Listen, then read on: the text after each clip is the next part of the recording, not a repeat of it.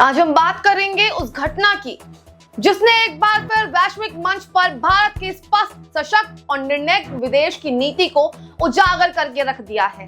SCO summit 2025 यानी शंघ संगोई संगठन का वो अहम बैठक जो यूरेशियन राजनीतिक सुरक्षा और साथ ही कूटनीतिक के लहजे से बेहद संवेदनशील मानी जाती है।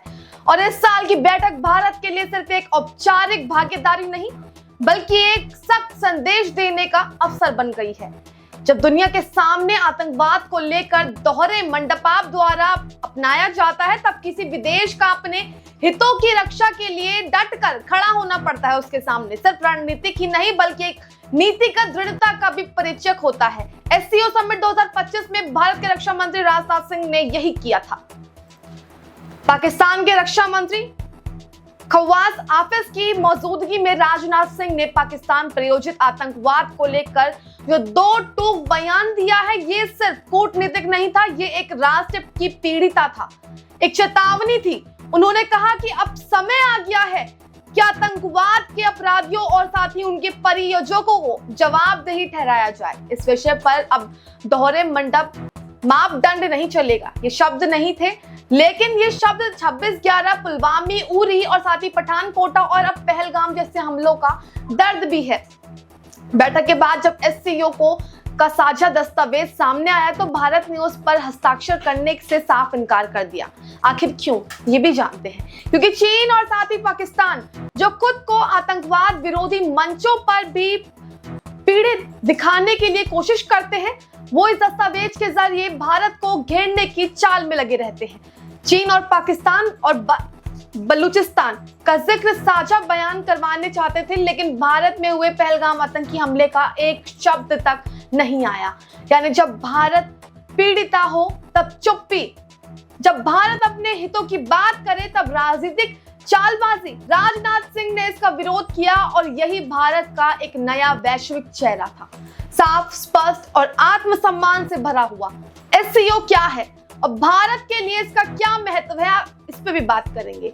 ये एक जरूरी बात समझनी होगी कि एससीओ केवल एक संगठन नहीं है, ये 10 देशों का एक ऐसा मंच है जो यूरेशिया की राजनीतिक सुरक्षा और अर्थव्यवस्था को प्रभावित करता है।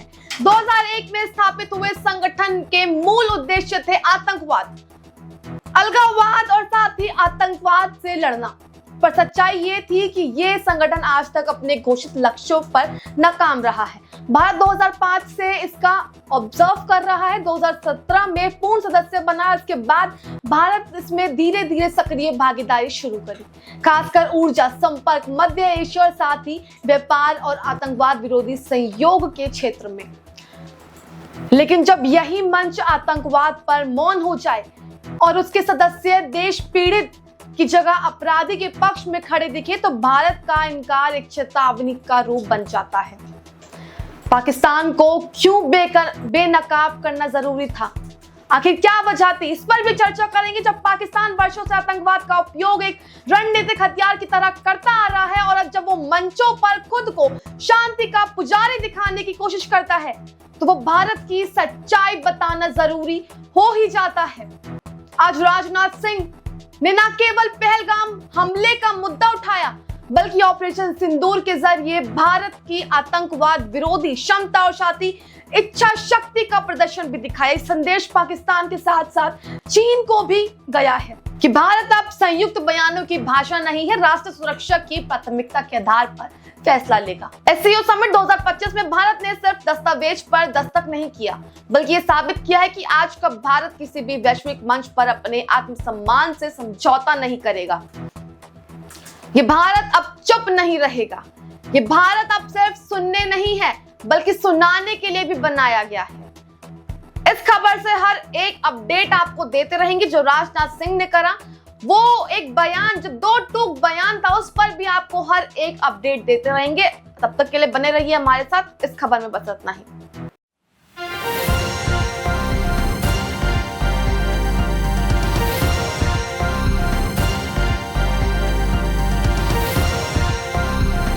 आप देख रहे हैं न्यूज़ 1 प्लस, हर वक्त हर खबर।